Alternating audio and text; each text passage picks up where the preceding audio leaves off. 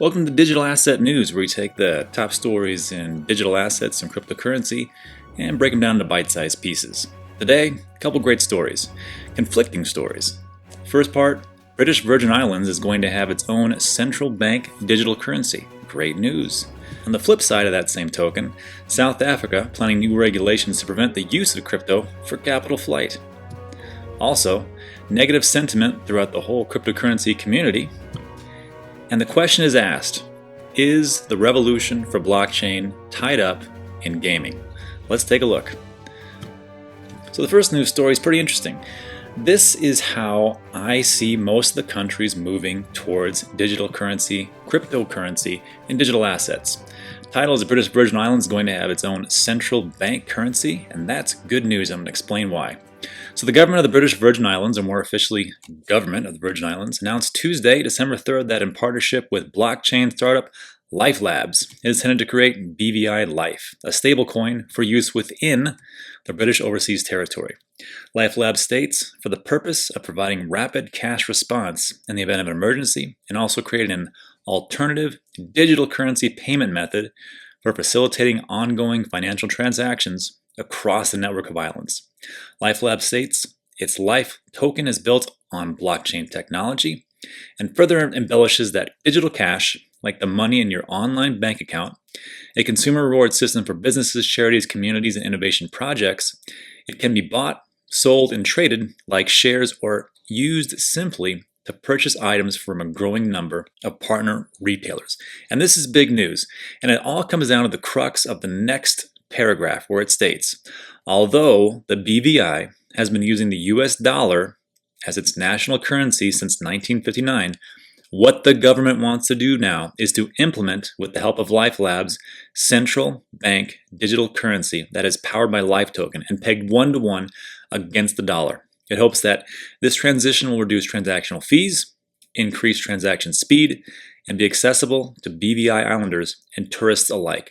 I love these stories. I love when I see this type of information come out. And as we move forward, we're going to see more stories like this.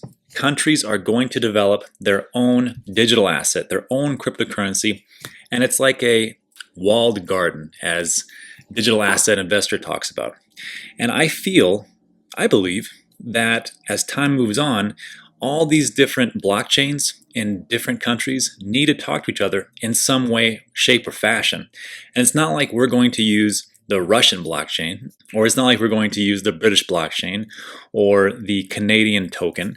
There's going to have to be a way for all these blockchains to talk to each other, because I believe, sincerely, that most countries do not trust each other. Do you think that the United States is going to lay down and allow for a Chinese stablecoin to be used throughout the entire globe? You are crazy. What's going to happen is that there's going to have to be some kind of bridge currency, something that brings them all together. And I believe, in some way, shape, or fashion, it will be XRP. So we will see as time goes on. Now, it could be some other currency. I'm not sure, because no one really knows the future. But right now, there's a reason why XRP is talking behind the scenes to different regulators, the World Bank, the IMF, regulations. There's a reason why they're taking all their time, or most of their time, to talk to these groups to get their foot in the door, because as the global community starts to come together, there's going to have to be an asset that brings it all together. Not sure if it's XRP, but it's a step in the right direction, that is for sure. Now, on the flip side of that, South Africa is planning new regulations to prevent the use of crypto for capital flight. And here's what's going on. On December 2nd, South African Reserve Bank, SARB, Deputy Governor Cuban Naidoo said the central bank is planning new restrictions on how much local currency can be sent outside the country, including the use of crypto. South Africans are currently restricted to sending a total of 11 million rand, or $750,000, across borders, with anything over 1 million rand requiring a special application to the South African Revenue Service. So it's going to go on, it's going to talk about the reason that the South African government wants this is to protect the consumers, to be there for the consumers and to protect them against fraud and different aspects that are the negative parts of cryptocurrency. But don't be fooled. Really what's going on is they need to find out how this money is being moved and how it is being taxed or not being taxed. It all comes down to money and power.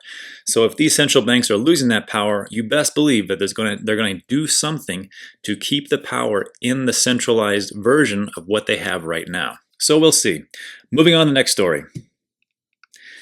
The negative sentiment in the cryptocurrency space has reached one of the all-time highs, I believe. There may be one story, but the majority of stories out there, Cardano may hit the low. Ethereum could drop to 146. Bitcoin might bounce within wedge and drop to $6,500. XRP to 8 cents. The more and more stories that we see with a negative sentiment, the more and more that investors, private investors like myself, start to beat themselves up about their investment and are looking to pull their money out. It becomes a self-fulfilling prophecy. On the flip side, if we start to see more and more stories positive, Bitcoin's going to make a run, Bitcoin having 2020, Ethereum going up, Constantinople is coming forward, or whatever stories that are out there. Those are fantastic stories. If we saw more of those, I believe that the price would go up because in people's minds, they see positivity and they want to be on top of that. They are avoiding their reptilian brain, as I always talk about, because we are hardwired for fight or flight. When we see danger, our natural instinct is to fight or get the hell out. So when we see all this negative sentiment, we're thinking to ourselves, wow, I could lose a lot of money. That's going to affect my family. I might need to get out of this space. So if we saw more stories that were just positive, just people writing positive stories, I think the price would go up. Now, the technical analysis people, which I don't believe in, they will tell us all the time that, well, if we just look at these charts and these trends and the Bollinger Bands and da-da-da-da, we can definitely figure out where the market is going. Well, that may be true, but then we have somebody that comes out like the president of China, Xi Jinping, and says, you know what? It's blockchain over Bitcoin, and everything falls to the ground. Then 4 weeks before, he said, I'm a big fan of blockchain, and the price went way up. There is no way technical analysis can take into account for that information. The only way you can look at it and go, look, if this news stories comes out from countries that are a global economic powerhouse, then yes, I will definitely do some trading. However, to just look at TA, I don't think it's going to work out that way. I think it all comes down to the sentiment in the cryptocurrency space, and it's like an underlying feeling or a current, and you can just kind of feel it. It's either going to go up or down. And right now, everything that is so negative, I see it going down until we start to see May 2020, the Bitcoin halving, and a year past that, or the post-halving. Just something that I see, something that I find interesting. So what is going to catapult us out of this funk? Well, I saw a great debate on Cointelegraph, and it took place between the Crypto Lark and another YouTuber called The Moon. Now, I do subscribe to Crypto Lark. Pretty smart guy. Got a lot of great information, so I recommend his channel, Digital Asset Investor, The Modern Investor, and Altcoin Daily. 4 channels I like to listen to on a daily basis. But the question came up, and it wasn't something I had ever thought about. It was, how will Bitcoin be catapulted into the future for mass adoption? Essentially, that was the question. And the Crypto Lark came out and he says, look, all these different things that are going on with payments and stores of values is fantastic. Lightning Network, great. But what's going to catapult blockchain, especially Bitcoin, into the consciousness of the public is going to be gaming. We're going to build games on blockchain, and it's going to revolutionize the whole space. And I thought about it, and I thought, wow, that's ridiculous. But that's just my first thought. But then when I looked at things, and I go, wow, that makes a lot of sense. So on the same website, there was an article about gaming, funny enough. And it talks about battle racers set to migrate to Matic Network upon early access launch.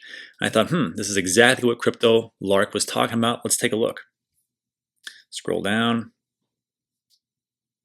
So Battle Racers, the arcade-style racing game built in the Decentraland virtual world, has announced it will be migrating to a Matic Network sidechain. Battle Racers' blog post detailed, this will be a standalone web version that is separate from the Decentraland build and available for all of you until Decentraland is out of beta. The transition to a Matic Network sidechain will encompass the porting of all Battle Racer non-fungible tokens, the tradable in-game car assets, to the Matic sidechain. And they go on to say that as we prepare the game for the upcoming decentralized marketplace, battle racers will be switching to a new sidechain built by Matic Network, a blockchain scalability platform which provides secure, scalable, and instant Ethereum transactions. So this right here got me pretty excited because that is one of my holdings. Ethereum, I'm a big believer in Ethereum, Bitcoin, XRP, Cardano, EOS, and Chainlink. So as we read forward, and this is the last paragraph, but it is the basis of the whole article, I think.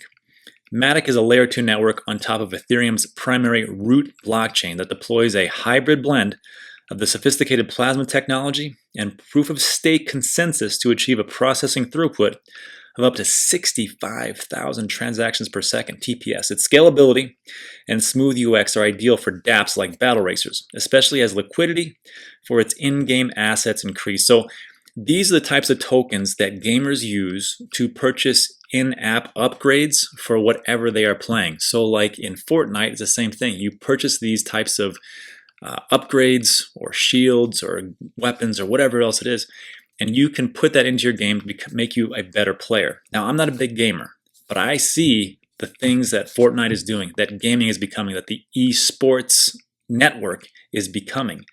And I can tell you right now, as we move forward, as the younger generation, especially Gen Z, as they become more entrenched in gaming and things are built on the blockchain, it will be a seamless transition from what they know as a gamer, as a young person, as they grow up into their 20s, 30s, 40s, and beyond. This will be something that is so commonplace. It's just like how the baby boomers, how they grew up. Baby boomers, real quickly, are born between 1946 and 1964, or somewhere around there, depending on where you look at. So baby boomers, 44 to 64, Gen X, 65 to 79. Millennials, 80 to 94, and Gen Z, what we're talking about now, 95 to 2015. So baby boomers, as they were growing up, becoming a part of a central bank, writing checks became commonplace. It wasn't even a thought process. They grew up with that. Then in the 60s, credit cards became a thing, and they started to use credit cards. Now, right now, statistically, baby boomers have the most liquid assets, and they have the purchasing power, 70% in the United States, give or take. As time moves on, what happens with the millennials? They become the more purchasing power. They are the dominant generation with the most amount of money to purchase different things. And of course, right behind them is Gen Z. So if they grow up playing these specific games, doing these specific things on the blockchain, what is new and cutting edge to us will be commonplace to them, and it will be decentralized blockchain, digital assets, all the way throughout, no questions asked. So that's it for today's video. I want to say thanks for sticking with me through my rants and talking about the news. If you like this video, just do me a small thing. Give it a thumbs up. It helps with the YouTube algorithm. And that's it. I will see you on the next one.